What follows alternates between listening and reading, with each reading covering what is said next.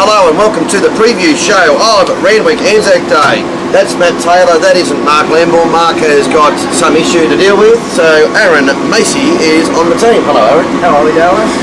Sinusy, and can't blame anything other than sinusy for that, which is quite strange. But anyway, we'll be fine.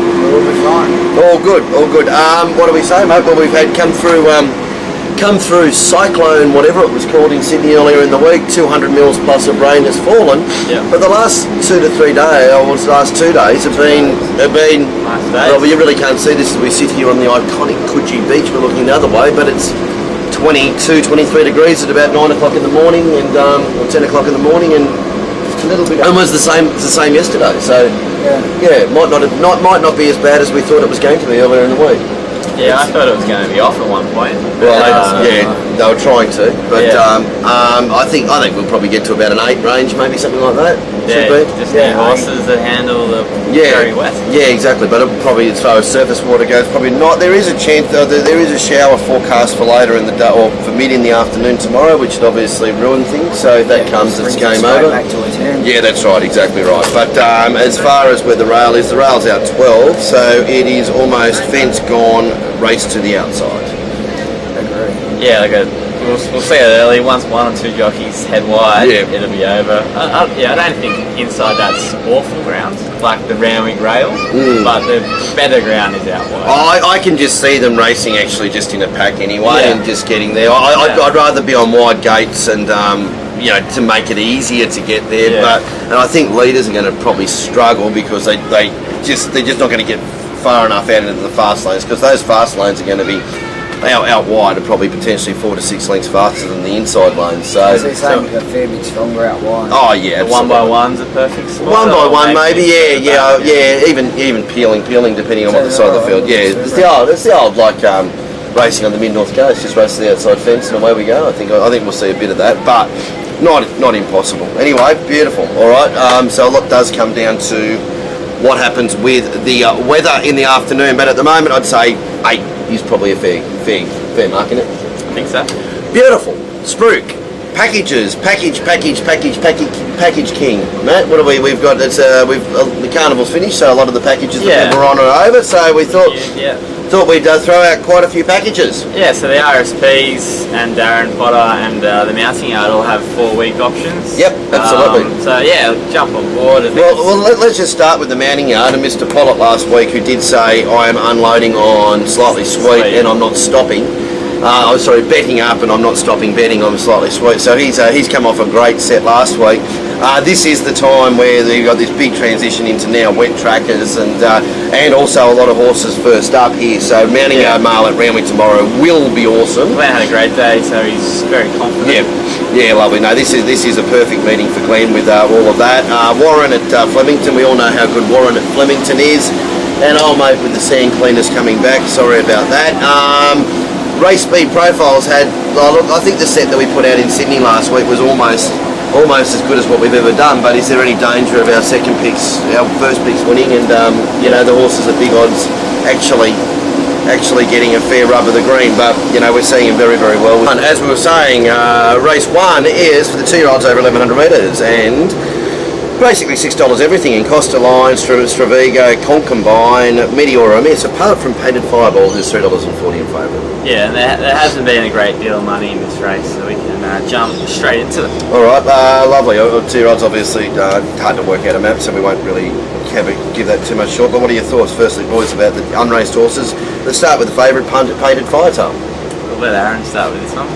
I've been very excited to see this horse get to the races. It's really? been one of the 2-year-olds that, as we saw last season, a lot of the early 2-year-olds weren't much good, but this season's been different. I think this is the exception to the rule at the moment with a lot of these later 2-year-olds. I think this could be a filly with quite a lot of talent, and I think if she races up to a barrier trial, she'll win this and win very easy. What trial are you talking about? Both the trials. A filly trialling fairly at home and then going to Randwick and being under pressure and really not doing anything.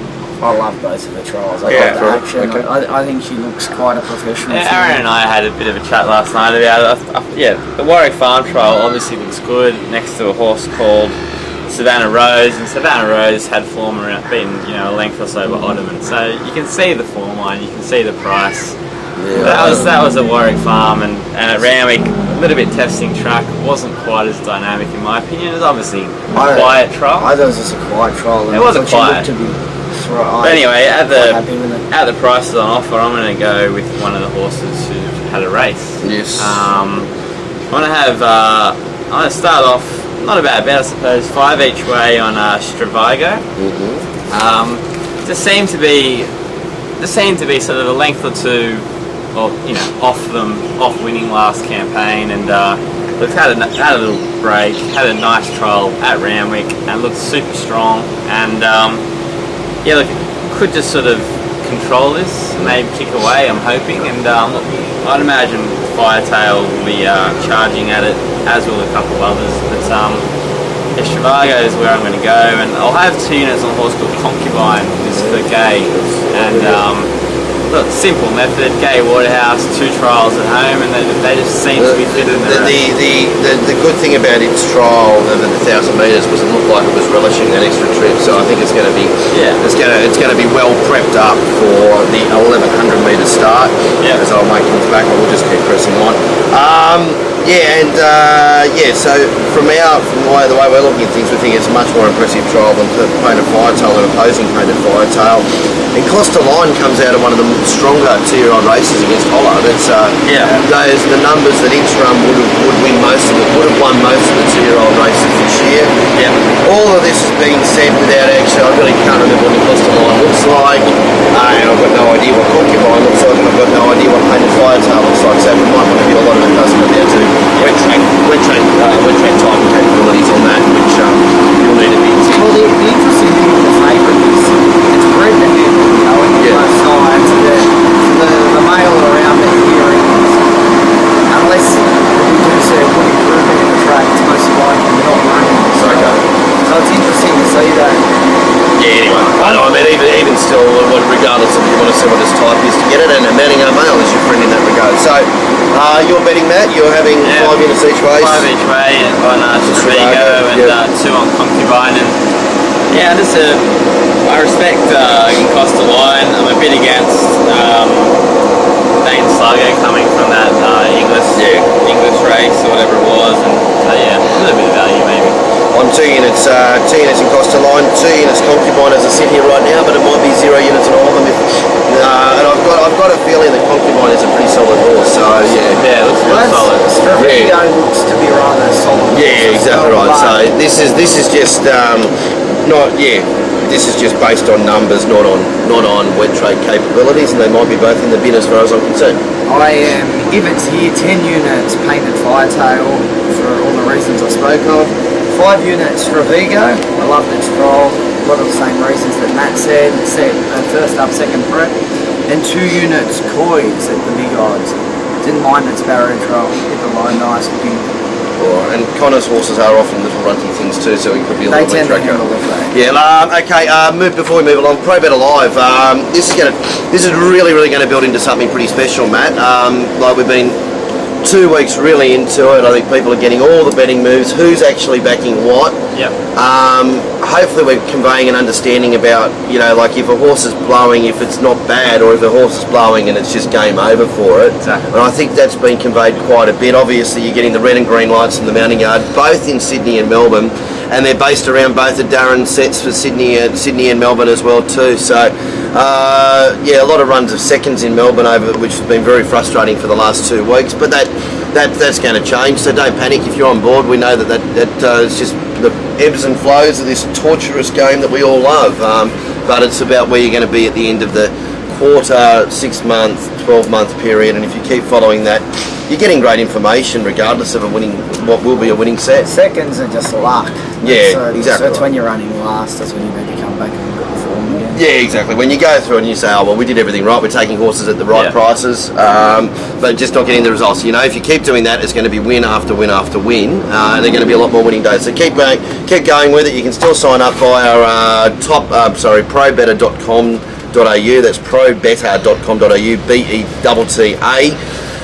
Jump on board. It's great. Like if you're sitting at home and you're wanting to get a good feel for the races, you're getting all the direct information from the track that we can bring you, and we're growing on it every week. And I think if you were sitting at home bored and trying to watch the race, I think it's a better option than watching the. It's a much better option. We had a couple of guys last week ask some questions about a Melbourne 2-year-old. Yeah. And Fleur to something. Yeah, and got the right answer. Yeah. Yeah, Dallas, I think, made a few calls, and we got Warren to look at it and said that the horse was fine. Yeah, not a great type, but very forward for his first up debut. So if you're interested in that, you've just got yourself your own green light. So that's what you use us for. Like, you get the set, but we're also there to. Yeah, it's not for other. It's not the be all and end all. So I mean, like it's and we will find. I mean, obviously, when I say with the right amount of time, we will find out. I mean, everyone's only a phone call away, and anything you need to know about Sydney, we've normally seen at that stage. So give it a try. You'll really enjoy it. Probetter.com.au. Moving into the second race, which has been smashed by scratchings.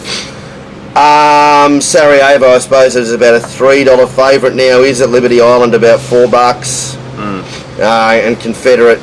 Yeah, about $5, I'd imagine, isn't it? Where are we at? Yeah. So Palazzo, Publico, Better Not Blue, and Supido all came out. So, but there wasn't a great deal of movement besides Better Not Blue, who was a pro early betting alert with us. Well, but apparently it's off to Queensland. Oh, is it? Okay, fair enough. So no great money. Yeah. And I suppose as pace goes, Confederate leads, and Sarajevo probably shouldn't be too far away. It's really not much doing. Not much doing in front. Manhattan Island could possibly push forward, stepping up in trip. Plus 400 metres, or whatever. No, that's not, sorry. Plus 200 metres, sorry. Yeah, exactly. Can race a bit fierce at times as well. So. Anyway, this was a race I actually I like Supido, and I thought the rest of them were very even. So I am even Stevens and can't split them. Anyone?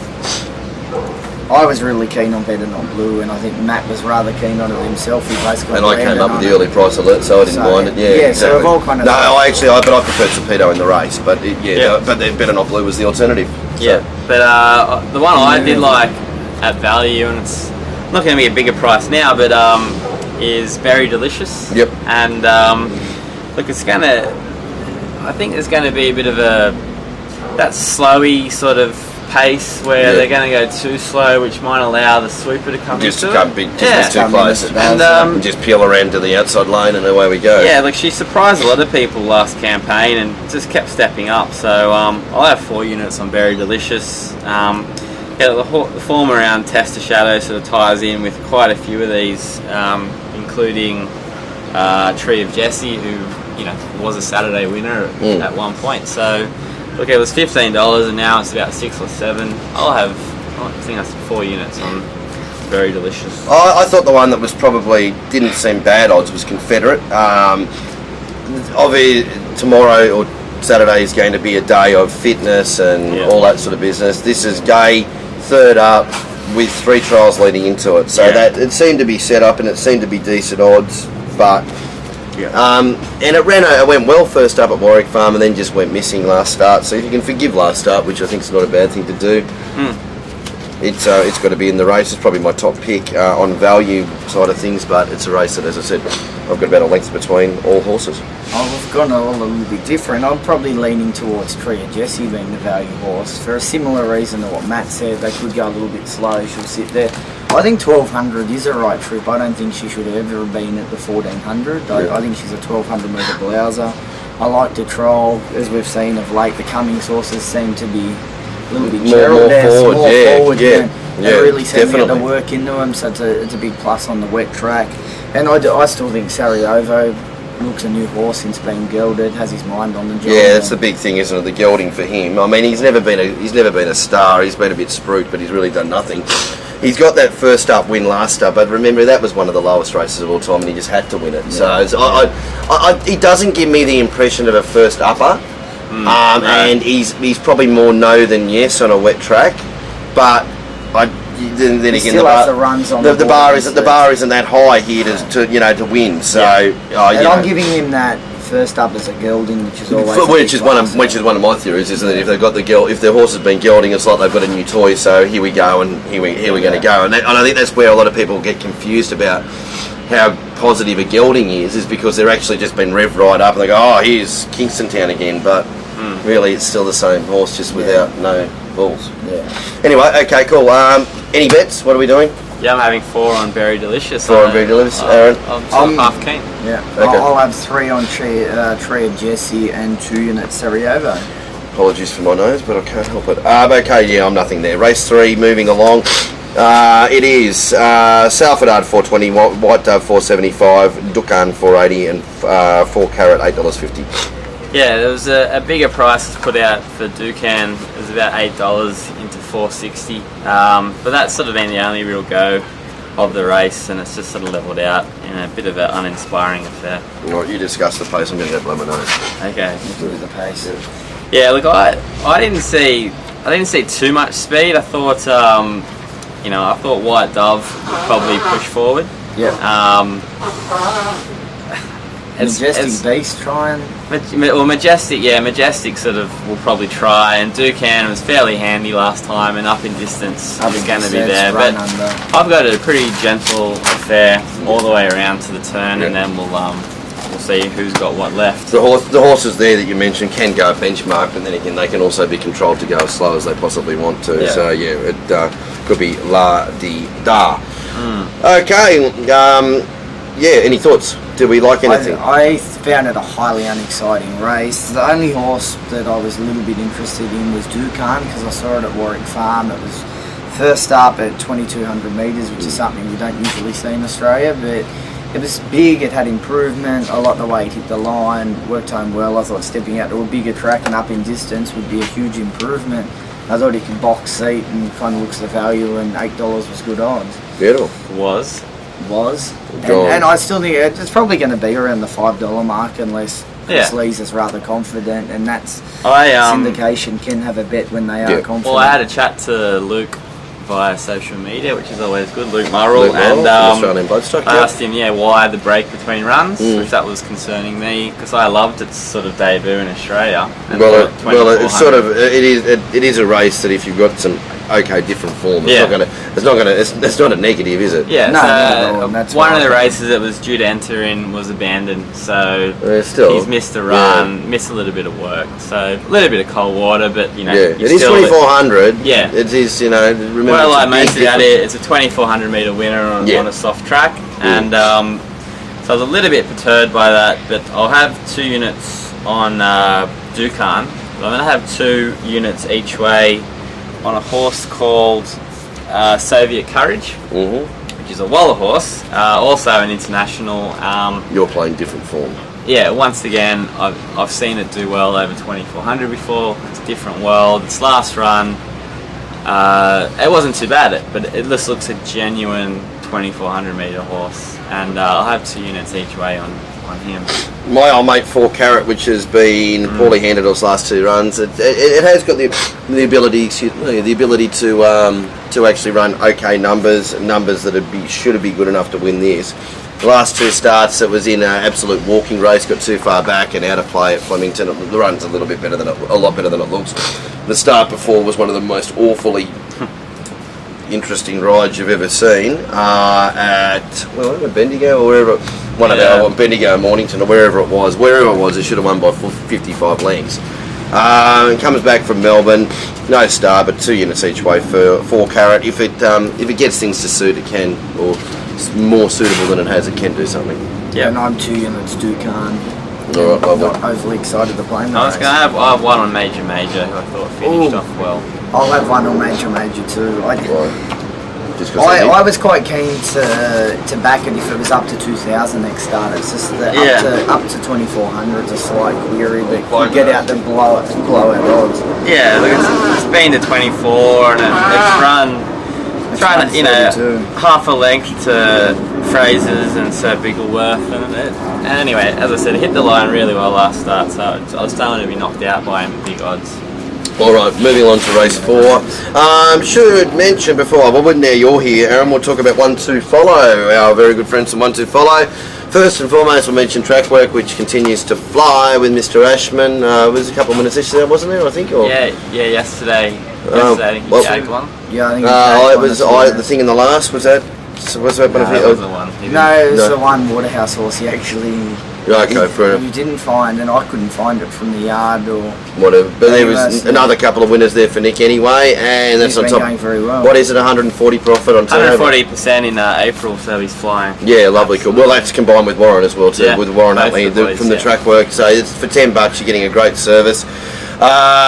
With the track work stuff, you're getting it on Wednesdays, you're getting it on Saturdays, and you're often getting it on Thursdays if there's you know, if Nick likes something in the provincials, and if you like something in the country, she'll hear that as well too. So Yeah, we've had a few sets that have been going really good. With the Brisbane Bandit, which you can still get a combo. You can get a combo with the track work at the moment, can't you? With Yeah. Nick, Yep. The Yep. Brisbane Bandit set's been going good. The Meister Sydney Insider, we had a very good, especially Randwick Carnival and Yeah, you Rose have. Hill Carnival. It's been going good, and also the country and provincial shots has been going very well. Finding a winner or two Lovely, every cool. week. Cool. And there they are, continue to break square, you beauty. And run second There or they are. fourth when you're It on will general turn. info. Yeah, exactly. It will Will turn. turn. It will turn. So one to follow. Just to jump on that board. It's it's professional information for just $10 a week, and you get it at 12follow.com.au. That's 12follow.com.au.